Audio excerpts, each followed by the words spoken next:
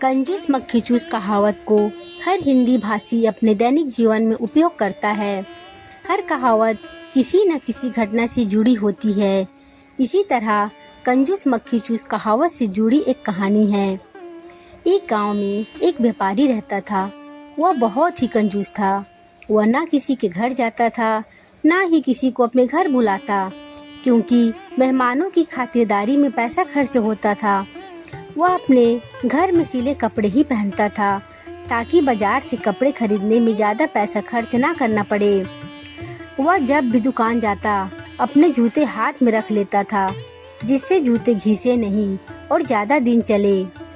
कंजूस व्यापारी के घर में दिन में जो खाना बनता था, उसी को रात में भी खा लेते थे, और जो बचता उसे दूसरे दिन भी उसे खा लेते थे।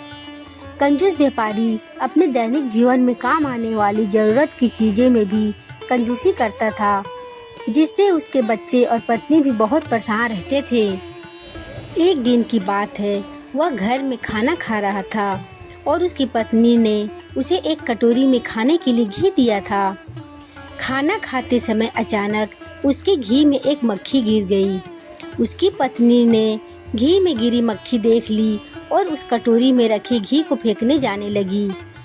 तभी व्यापारी ने उसे रोका और कहा, अरे, घी में मक्खी गिरी है तो क्या पूरा घी फेंककर इतना नुकसान क्यों कर रही हो? इस मक्खी को ही घी से निकाल कर फेंक देते हैं। उसकी पत्नी राजी हो गई और कटोरी से मक्खी निकालने लगी। तभी व्यापारी ने उसे रोक कर कहा, तुम अंदर जाओ, मक्खी को मैं निकाल लूँगा। जैसे ही उसकी पत्नी अंदर गई, व्यापारी ने घी से मक्खी निकाली, मक्खी को चूसने लगा और तब तक चूसता रहा जब तक मक्खी के शरीर से पूरा घी नहीं निकल गया। मक्खी के शरीर से घी निकलने के बाद उसने मक्खी को फेंक दिया। पास से ही एक व्यक्ति व्यापारी की इस हरकत को देख रहा था और उसने गांव के सारे लोगों को यह बात बता दी।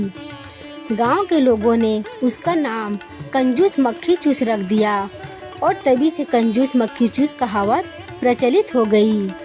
शिक्षा। कंजूस मक्खी चूस कहानी से हमें शिक्षा मिलती है कि हमें दैनिक जीवन में बहुत अधिक कंजूस नहीं करना चाहिए। ऐसा करने से हम लोगों की हंसी का पात्र भी बन सकते हैं।